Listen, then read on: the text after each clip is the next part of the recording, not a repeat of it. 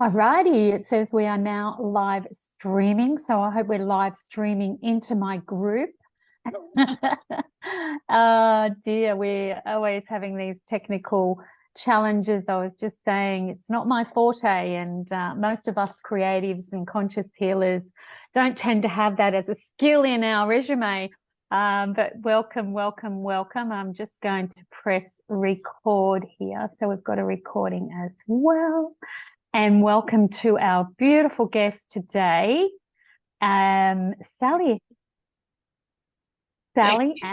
Joy. And I'm just going to check the Facebook group to make sure we are going live there. I just got a notice to say it was, so hopefully. Oh, hopefully. Blessings to Facebook and Zoom. They're connecting today. So welcome, welcome, welcome, Sallyann. Oops, I'm so excited to have this chat with you today, because when we connected, I was like, I had goosebumps because our stories aligned so much in our journeys, and I was like, yeah, I just want to admire this woman because she's been so brave to tell her story, also in a book, a memoir that she wrote. Was that recently, Sallyann? Or yes, and thank you for having me, and thank you for the opportunity to talk about that, Jo. My book has been 20 years in the writing. I kept picking it up, putting it down, but Spirit very, very strongly said to me the story needed to be told. Some of it I cannot share here for various reasons, but the book is on Amazon. It is called Rise, R-I-S-E, subtitled A Journey of Love and Healing by Sallyann Joy. It went up on Amazon only at the end of January. So it is up on Amazon, and it is in print or ebook format. But it was a story I felt it needed to be told. Would you like me to elaborate a bit, or? I just want to quickly introduce you so our audience knows who you are and what you do, if that's okay. I want to formally introduce you and welcome you. So you started as a qualified counsellor and you ran a private practice, and then you worked for large multifaceted organisations. And then you went into, I guess, the healing metaphysical space, where you became a Reiki master, a light energy healing practitioner, and a workshop presenter, and quantum conscious facilitator. So I did put you that as your title because I'm very curious to find out a little bit more about how that works. And yes, Sallyann has a very personal story to share with us. And as she said, she won't share all the details. I must say, I did start reading your book. I downloaded it through Kindle, and it's so heartfelt and so well written. I'm not finished, but and so raw and so beautiful at the same time. And I really admire. That's why I admire you so much. So. And today is more about, thinking that knowing that we are unshakable, right? And how things do shape our lives in either good or bad ways. And we've chosen, I know you and I have both chosen to use it as an empowering way to help others. So I really want to ask you, probably first of all, how you actually fell into doing the work that you're doing as a result of all of that pain and suffering and trauma, and because I know what it feels like. But how did your journey get you to where you are now? Okay, a little bit of background very quickly. Thanks, Jo. Yep. I was born with a sight impaired, being an albino, sight impaired, skin issues. So as a child, I had a bit of a challenging journey. Went through school, and towards the end of school, because of various other things that had happened in my family, I wanted to become a psychologist.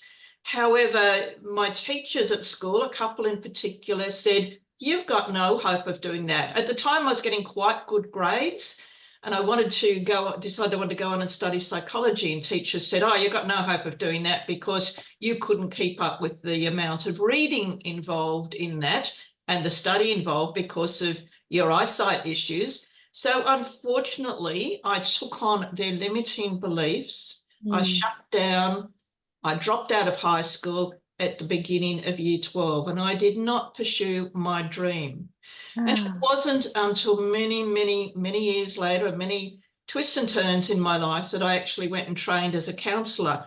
But so what happened during my journey was I sort of went and did other forms of work, and then a lot of grief, several family members died very close together. And I'd always felt there was more to us than the physical body. There was so much more to us than the physical body. And so when close family members passed, I started to then particularly pick up energy around me. And I actually had some spiritual encounters with loved ones that had passed. And all this is in the book. And the first thing I did was start to get interested in spirituality about the year 2000. And I studied Reiki, became a Reiki master. And I had the opportunity to study with an organisation and do an internship. And I became a qualified counsellor. I also had a special interest in grief and loss because of the various griefs I'd had in my family. And so I studied that area in particular. I also, through experience and some pretty profound visits and healing experiences, I discovered the power of being able to bring in light and use light to heal people. One of the modalities I do is a thing called angel light healing. The energy comes in and goes through my hands. It's a light, very high vibrational, light healing energy. So there was many, and I read everything I could get hold of on the subject, and put together spiritual development type courses, that sort of thing. I also came to understand the power of the heart. We are energetic beings. We are energy first and foremost. And our heart has the most incredible power. And if we can work with our heart rather than the head, because what happens is with our head, we have certain beliefs that we pick up from before we're born. We can actually start picking up limiting beliefs from those around us, actually in utero. We can pick up our mother's beliefs, and then we're born and we take on the beliefs of those around us. And our perfect example is the one I just gave about taking on the beliefs of my school teachers, that I could never become a psychologist. So I shut down my dream at that time. But we take on limiting beliefs, and what happens is these get stored in our subconscious mind, because when we're young children, everything goes in, and we don't question it, we don't rationalize it out, we take it on as a fact up until about the age of 7, I believe. We just take it all in, and so that can tend to block us. So if we can get out of the head and out of the beliefs and down into our heart, and if we can truly feel and come from the heart space and feel what is right, what is true for us. The heart has the capacity to entrain our brain. Now, if people would like more information on this, I can really recommend Heart Math Institute. The Institute of Heart Math, there's a lot of information, a lot of really, really good resources for people to be able to tap into and learn how to work from the heart. And that's one of the things I also teach, is working from the heart, because we are energy first. And so being from the heart, we are energy beings that happen to come into this meat suit for this time. But first and foremost, we are energy.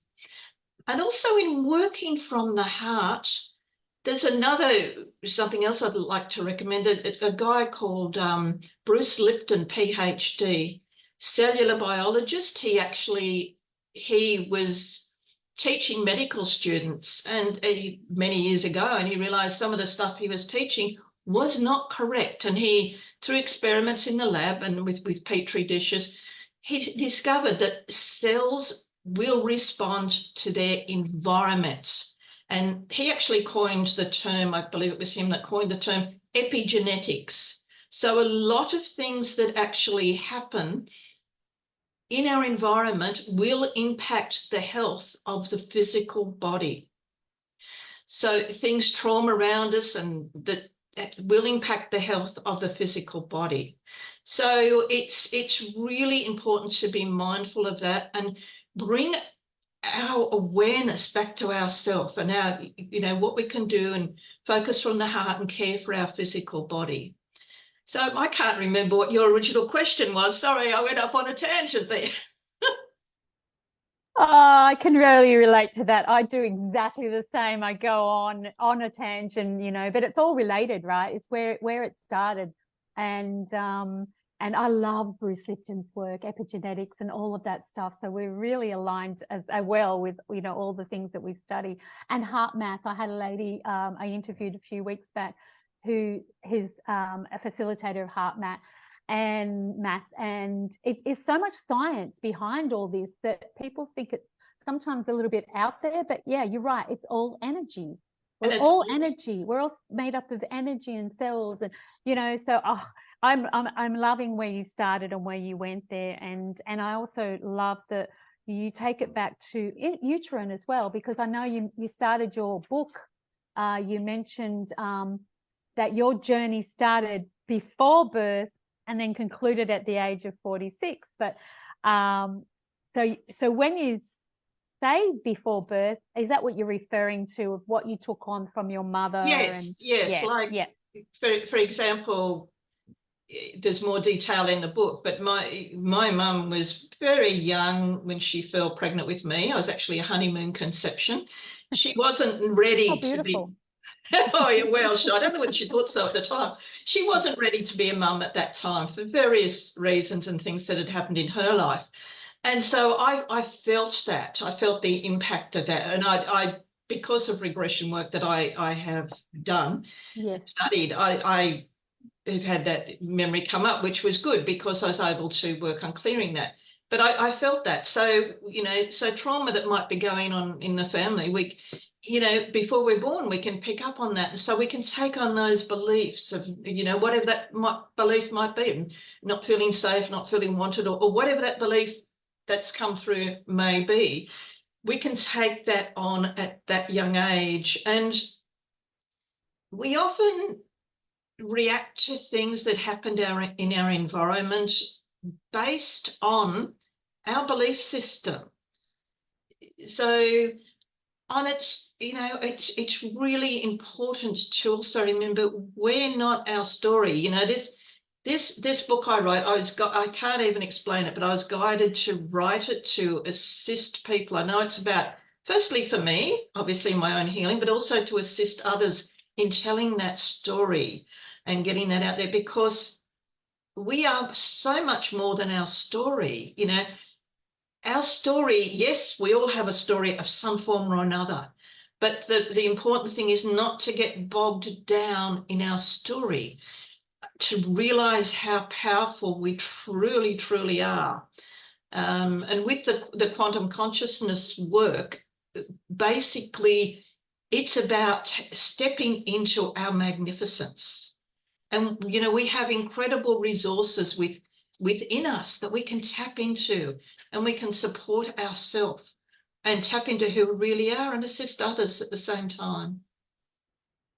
Yeah, I love that, because we do get caught up in our human self, right? And all the things that happen to us. But, I always say, it happens for us. That's a really good thing to remember, because you are not, essentially you're your soul first. You're the person who you're born into this life as. And then all the things around that, all the limiting beliefs that we take on, like you said, from other people and what their beliefs are and their perceptions of the world are, and we take on, especially like you said, as little children, we are sponges, like from 0 to 7. We just take on everything. And I see this in my grandson, and it's so much, it's so important to be aware of the way we speak around them, the way we act, because they're taking on all of that into their own lives. And so we need more people that understand this work to support, you know, others moving forward. And you know, the fact that, you know, we are not our story, and that's what we're here to talk about today. We are not our story. No, we're not our story, but in saying that, we can also take out the learnings, pull out the learnings that have come from our story and the things we've learnt, you know, that, you know, and the resilience. Like, I suppose, to give an example of that, over the years when I've been counselling, so many times I've had clients that have come to me, like the law of attraction, that may have had some similar things, challenges that I have had in my own life. And so I was able to support them with obviously my training, but also from somebody that didn't just come from a textbook or whatever, somebody that has been there and walked possibly a similar path in some cases. So I think that, you know, the experiences we have are part of our soul's growth and our soul's development.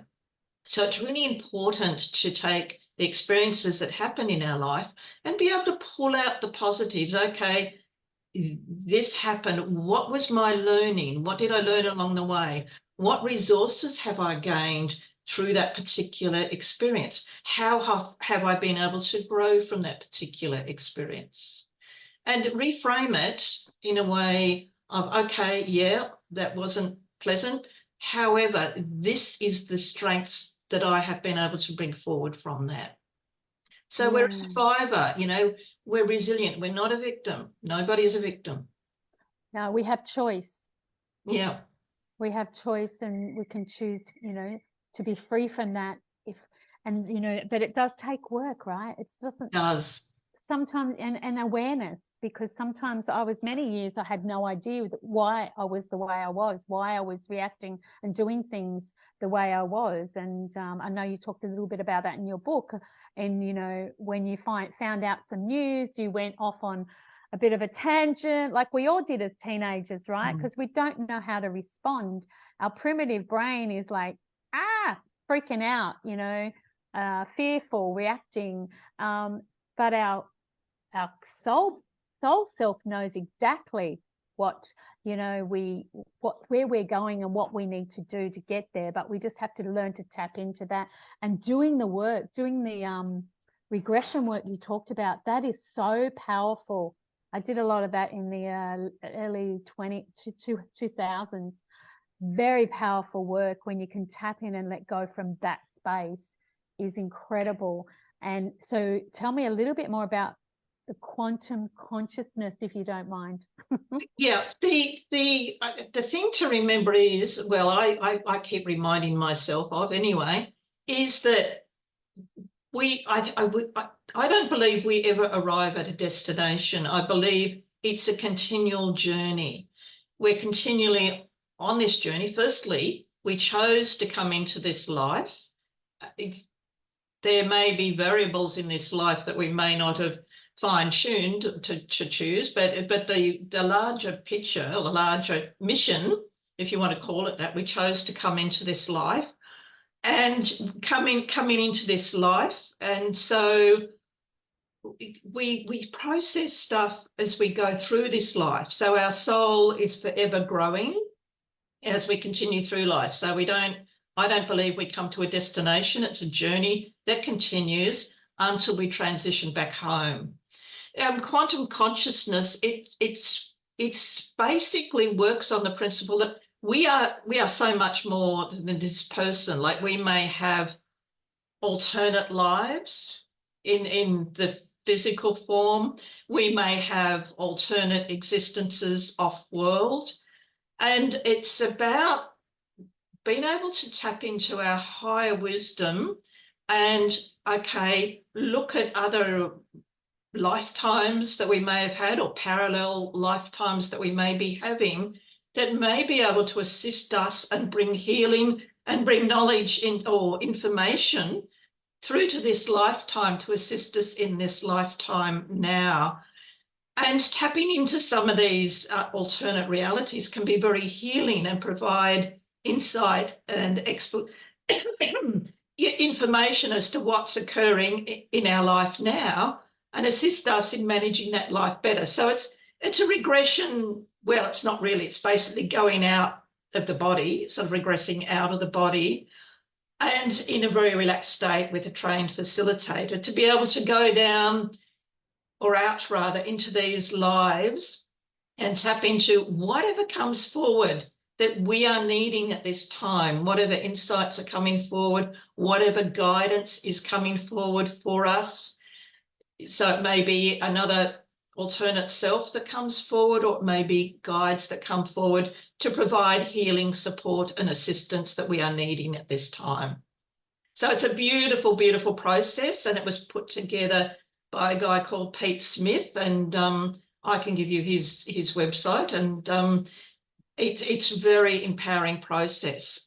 And it's something I've only recently started working with, but it just assists us in realizing our own magnificence and how we can tap into and support ourselves and heal ourselves through the knowledge that comes through. And that's such an important part of, isn't it, to do the healing work, the inner work, the transformational work. And what a beautiful way to do it. Like I said, I've done a lot of regression work, and it's very powerful. And it actually does take a facilitator. So don't try it at home, anybody. If you want to experience these types of I'm not going to call them therapies, they're healing modalities. They can really assist you and guide you. And I know when I understood my past lives, I could understand me better. And when you dismantle from that place, everything changes. Yeah, this is parallel lives, and this is something that's can be done face to face or on Zoom. I offer Zoom sessions, but it could be other lives, other realities. Yeah. Even not necessarily here and now, but other lives, other realities, or other energy that comes forward to offer healing or guidance that's required by the person at this time. Wow. And it's really them tapping into their own consciousness, isn't it? Their own soul's consciousness. It is their own wisdom, their own soul's wisdom. And so it's really empowering. Yeah. It was something that, was put together by a guy called Pete Smith, who worked with the Michael Newton Institute and was a hypnotherapist. And then after that, developed this new revolution. It's quite cutting edge form of work. Sounds fascinating. Very empowering. Amazing. Yeah. Very empowering. And I think I just love all this stuff. I love to experience it as well. And I'm a deep diver, though. I'm a very deep diver. Not many people are this brave. Like it takes courage to step out of your comfort zone and explore something new, right? But the rewards are there. It does take courage, absolutely. But the rewards are there. It's really worth doing. Yeah, I definitely believe you, because I've gone to those places. It's fantastic. Oh my goodness. So if anyone's watching, by the way, and you have questions for Sallyann, just drop them down in the comments, and she's in our beautiful group, so she can answer them. If you're watching the replay, let us know. So you can always come back in and ask questions, because like we could probably talk about this topic forever. And her book is incredible. If you want to know more about her story, like amazing journey with like disability, grief, abuse, and all the stuff. Yeah. And then eventually coming around and understanding, yourself as a spiritual being, with that knowledge that you are far more powerful than you could ever imagine. And and that we're not alone. Like, life can be challenging, and it's important to understand that we are this incredible spiritual being, and also that we're not alone, we're supported. Even you might feel alone, but we're not alone. We are supported, lovingly supported. Yeah. Yeah, we are. And we forget when we're in the midst of, you know, challenge or dark times, and, you know, I mean, I've had many as well, like, we forget that. We think that we're here, and innately women are programmed that way too, right? They're the carers, they're the caretakers, the nurturers, the nurturers, and, you know, we have to do it all on our own. Well, no, right? Let's wake up and rise. absolutely. Right? Yeah, and, you know, go on this journey of love and healing, just like you have, Sallyann, and sharing that wisdom with the world in a book is just, I so admire you for that. Is there anything that that you would like to add or say that we haven't actually yet talked about? Oh, not that I can really think of. It's just that I think generally, well, not generally, I shouldn't generalize. A lot of times women tend to underrate themselves. But if you think of yourself, I know your audience is predominantly female. If you think of yourself and all your roles, like go to work, the nurturer, you know, the listener, you know, caring for everybody. So being a female is well, we're still out there doing a career, whatever. It's also a very nurturing role. And in that nurturing roles, often we give. It's important to make sure that we, as women and nurturers, have our own toolkit, if you want to call it that, of resources that we can tap into. Like, okay, what nurtures me? Have a, even if you put it on the fridge or something, a list of things that nurture you that you can just reference quickly if you're feeling a bit down. Things that nurture you, things that bring you joy. Joy, yeah. And because it's important that we make sure, you know, a lot of things happen in life, and life's not real easy at times. Our emotional bucket needs to be emptied out, and we need to care for ourselves first before we can care for anybody else. It's a bit like the old saying, when you get on the airplane, they say, put your oxygen mask on first before you fit anybody else's oxygen mask. And yeah, so just, I suppose, you know, I'm happy That's to a big part of it, isn't it? That's huge. That is huge. It is huge, because we give, but it's important to have those boundaries and set that time for us to nurture ourselves so we can be effective caregivers. We need to care for ourselves first, and that is so very, very important. Yeah, and making that time and space for you, no matter how busy you are, eventually, you know, if you don't, it's going to catch up with you, and it may not be pleasant.